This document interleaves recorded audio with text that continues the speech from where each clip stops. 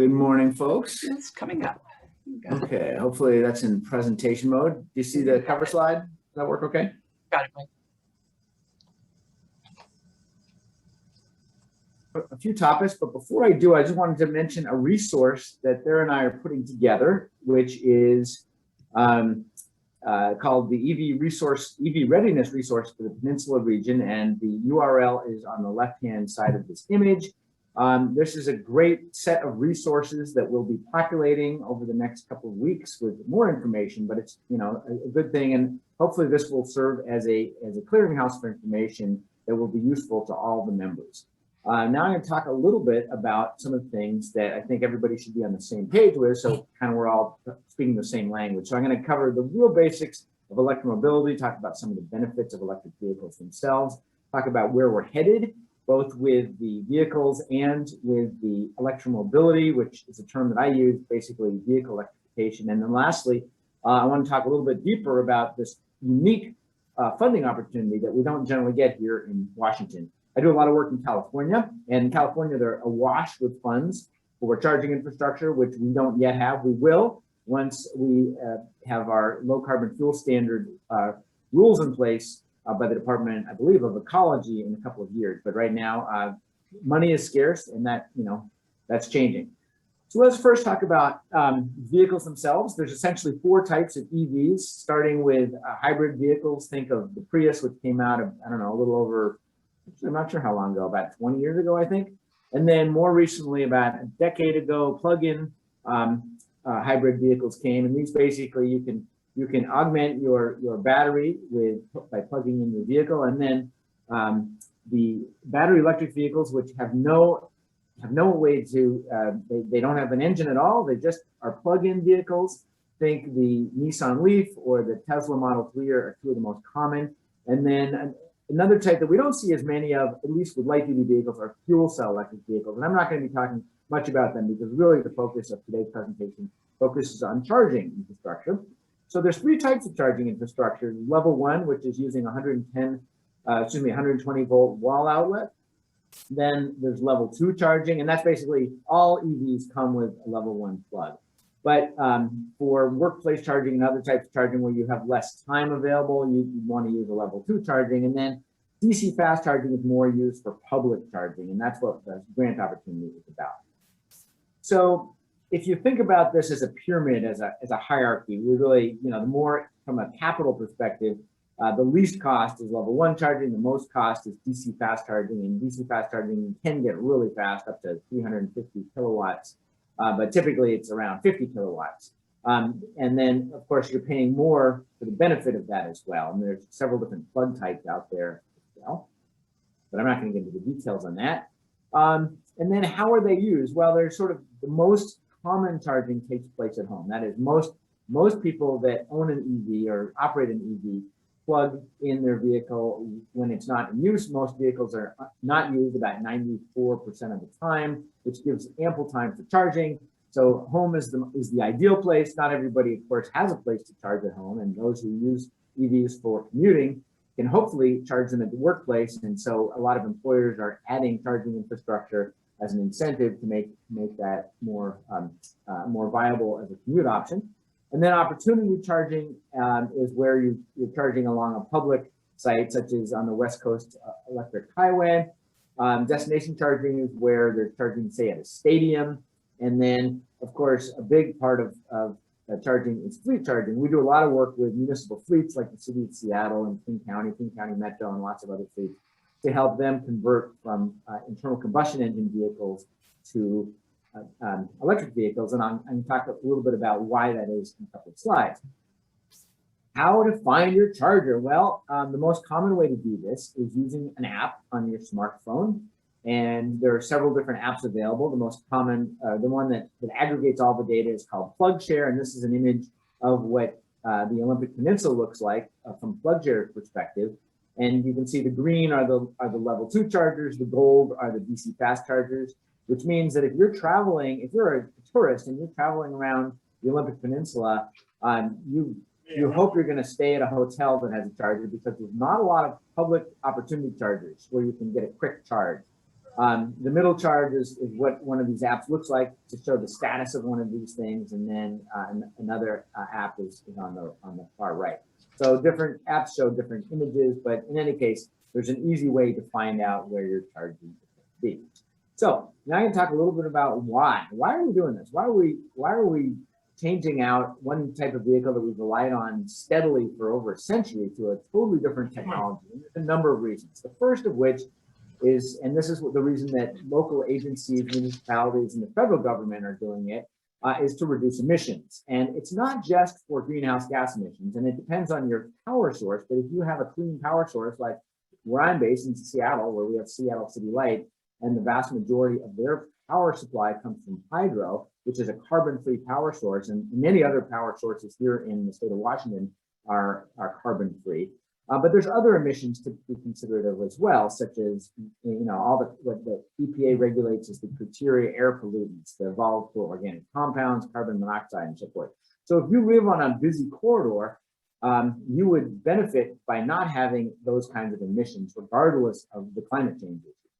And then the other issues to keep in mind, and this is what I think is going to be reasons that other people are going to switch, not just for the environmental benefits, but there's economic benefits.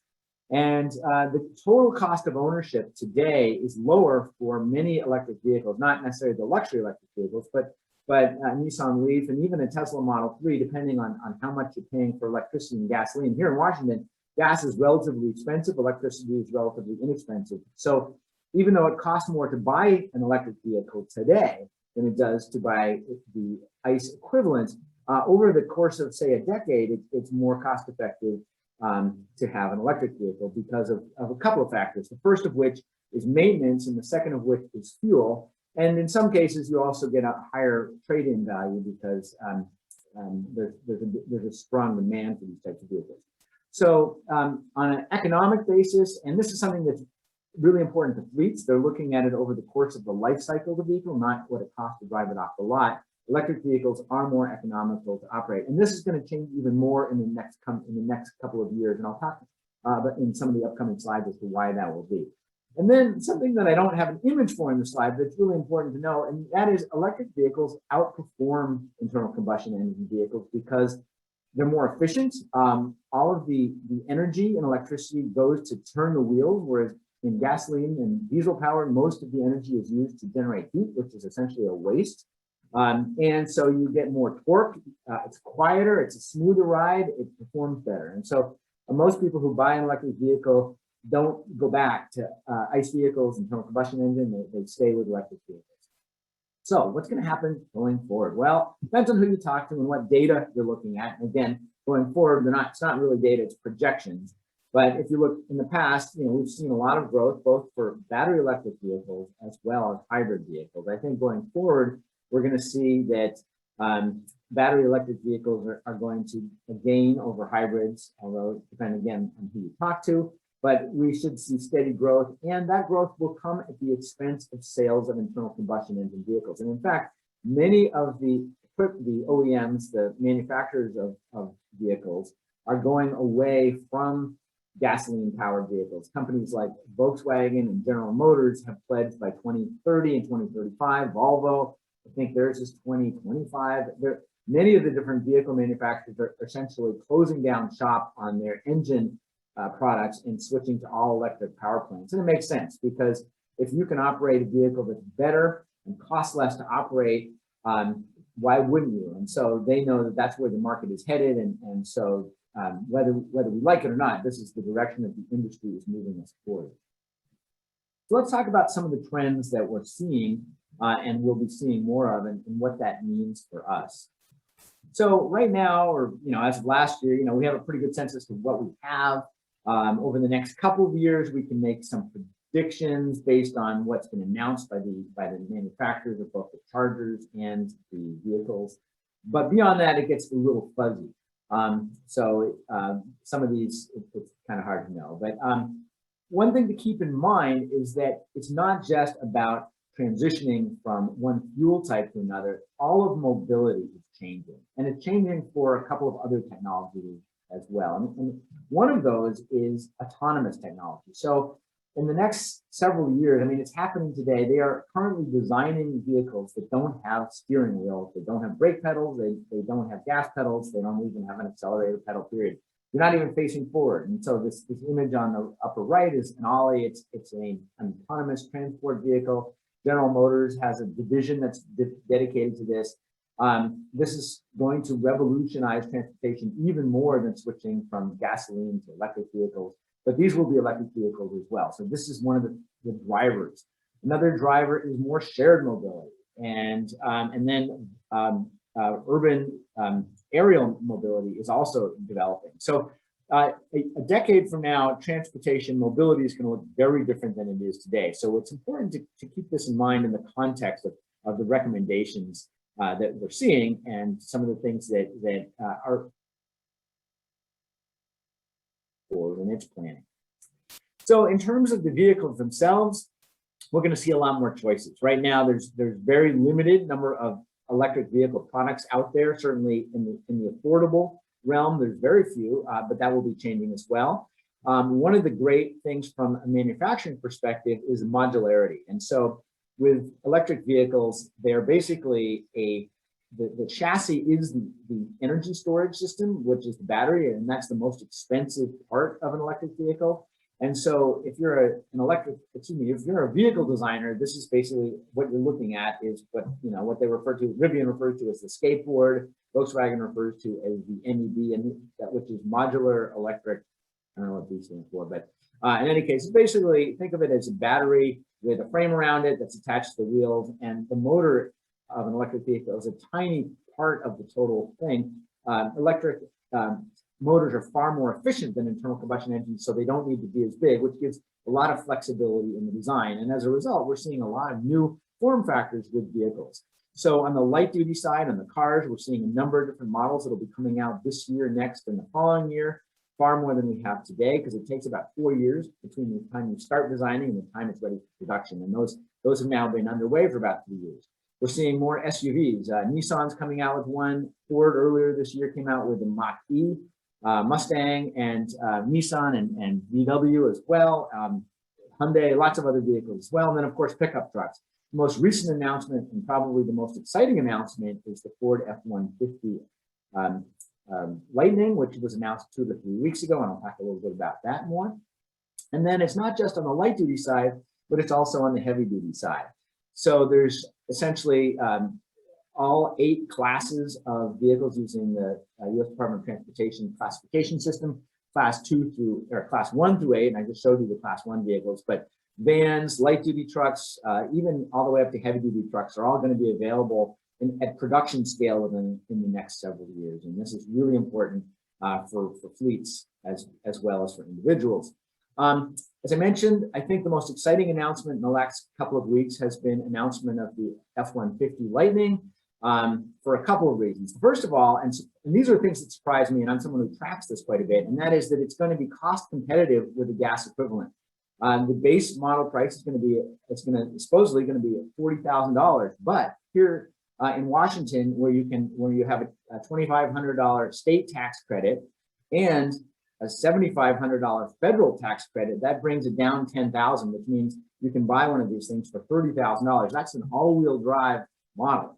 So that's going to be less expensive than its gas equivalent, which that to me is a game changer. Electric vehicles, as I mentioned, perform better. They have more torque. That's really important for a truck. It can carry more weight, and it can haul a bigger trailer, and it can get off the line quicker. It also has features that an internal combustion engine can't have, such as mobile power. It functions like a generator to run your power tools. Where the engine would be is all secure storage with where you can plug things in. It has an onboard charger, and it has bidirectional capability, and it's going to be available next year, which is going to drive a lot of demand because, again, this is the most popular vehicle in the United States. Another trend is battery prices are coming down. Again, batteries are the most expensive single component in electric vehicles, so lowering the price of energy storage is going to lower the price of the vehicle, which is going to make them cost competitive and probably outcompete internal combustion engine vehicles within the next year or two. And before we thought it was going to happen, by the mid-2020s, now it's going to be in the early 2020s. That's going to be a game changer. And there's a lot of technology that's going to make that even less expensive going forward, such as solid state batteries, such as lithium metal chemistry and so forth. We're also going to see automated charging, both inductive charging and robotic charging. And so that means that we'll be being ready for when vehicles themselves are autonomous. So it makes sense. It doesn't make sense for humans to be charging the vehicles when they're not even driving the vehicles, right? And then, of course, bidirectional power. And this is something that means that you'll be able to sell power back to the grid or use it to power your home. And this was something that we thought was going to happen by the mid-2020s. And amazingly enough, the F150 Lightning that I just mentioned will have this capability. So this is not science fiction. This is going to happen as of next year. And so that's a big game changer. If you can generate revenue from the grid services from your vehicle, that's going to make a big difference. So as Sarah mentioned earlier, there's an opportunity that I want to talk about next. And this is something that will be happening this summer. And what it is the state of Washington Department of Transportation has this program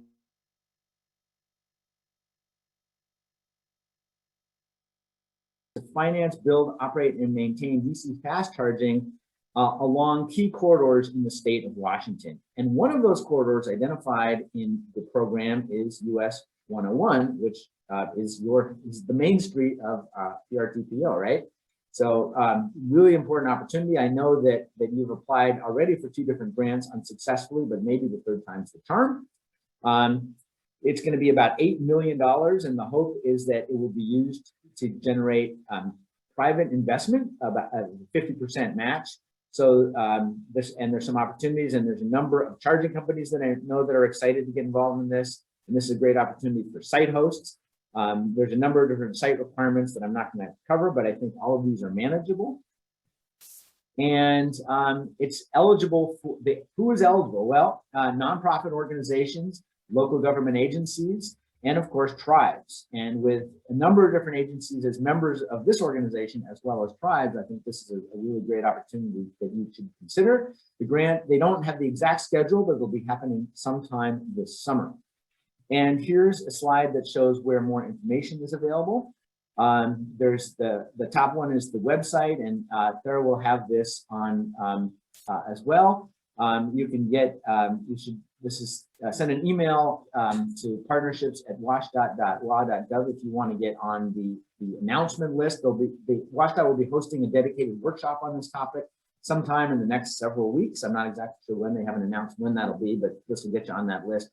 And then Thera has organized a meeting next Wednesday from 10 to noon. That's Wednesday the 23rd. And to talk to a representative from WashDOT, who will be there as well. I'll be there. And to see if there's interest among the membership to find out more. And that, I think, is the end of my slides. So I think I kept that to 20 minutes as I was asked to do. And now I have time to answer questions.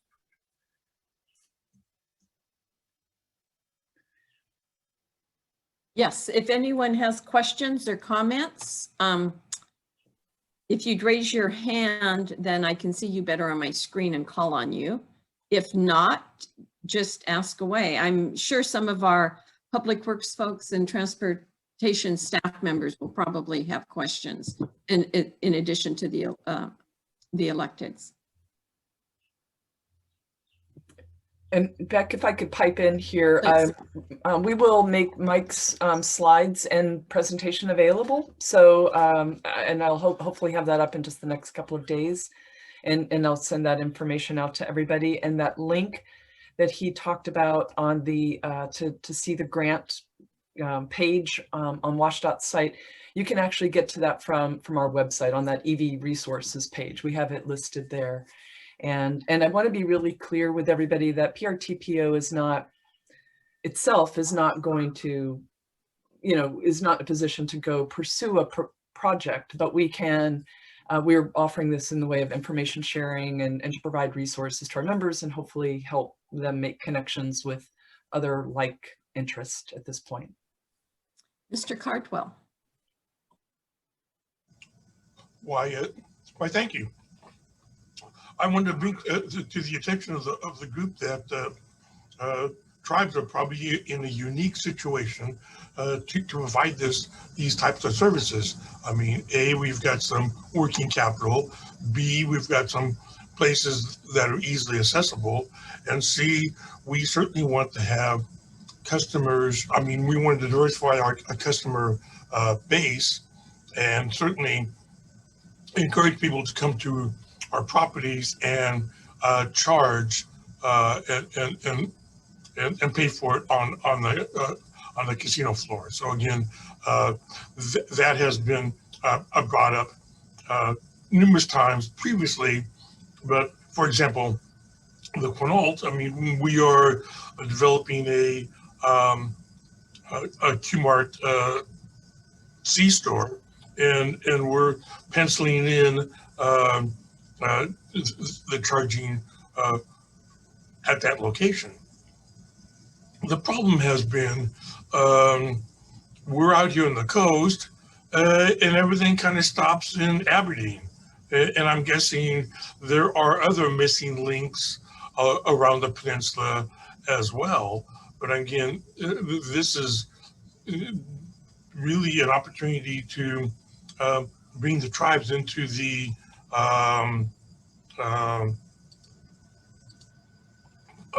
mix and as such. And I look forward to the NOFA, as I'm sure that the Quinault Nation, as well as others, will be applying. And I think it's ideal for us to promote this as not only save the environment, but again, as mentioned, reducing costs and everything. Thank you. I know that I want to express appreciation to Mike Usen for being available to hold this workshop for the RPTO membership. I think it will be very useful and give them insights on a good way, a good plan to present a project for consideration. Yeah, I looked at the map that Mike had up earlier with 101. It looked like it was 101 in a section of 3. I didn't see Highway 16 on it. Anyway, that's just from my Kitsap point of view that I was looking at. Lindsay? Yeah, I just want to encourage pushing this information out in the business communities where folks who potentially would be applying directly would more likely be able to see it than in the transit space. So like Clallam EDC and the city chambers of commerces and stuff like that, I think that would be valuable to get this info out. A lot of this seems like targeting specific locations in rural areas. So, between Port Angeles and Forks, there's maybe 5 to a dozen places where it would make sense to have a charging station along Highway 101. And we can specifically make sure that the folks who own those businesses or those trailheads or whatever they are know that this is an opportunity coming up.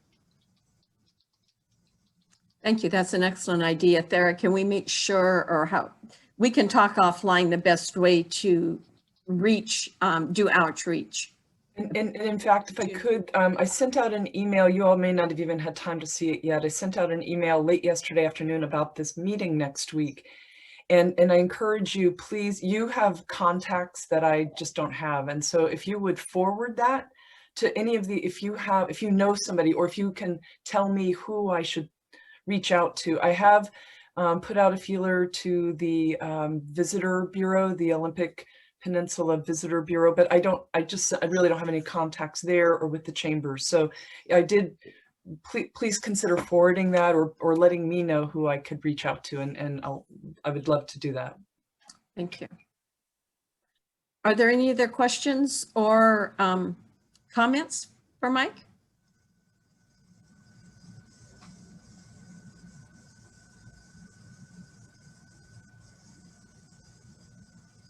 See, oh, Ed Stern, are you talking to us, or are you just talking and waving your hands? I think he's just talking and waving his hands. Steve, please. Can't hear you.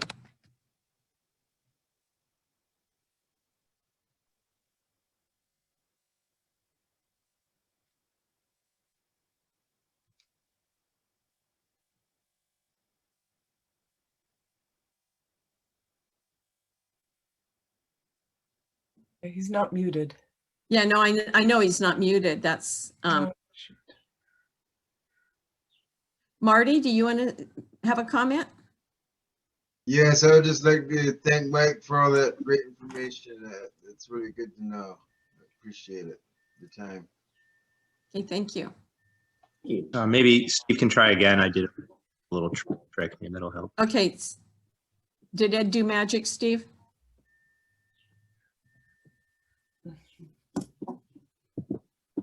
No. Tried. Steve, if you want, you could put something in the chat and perhaps we could read it if it, you know, if you could condense it.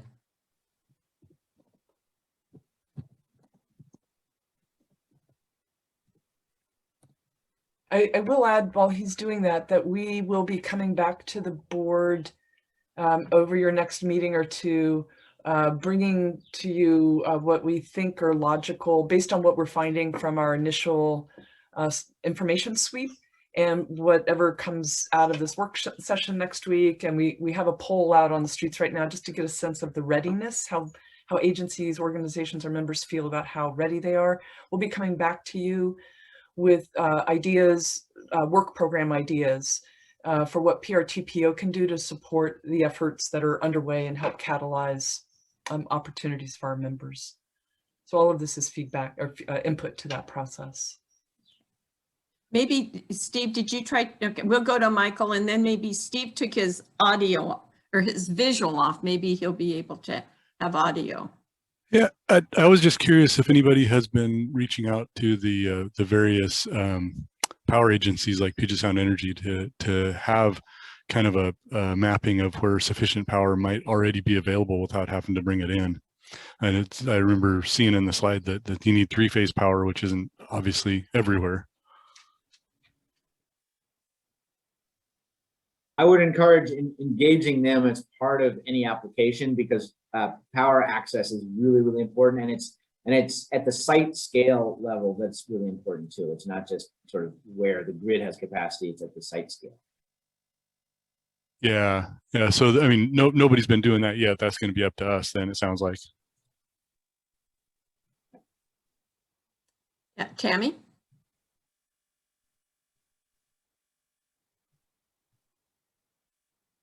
Okay, Tammy, you're still on mute. Okay, let's try this again.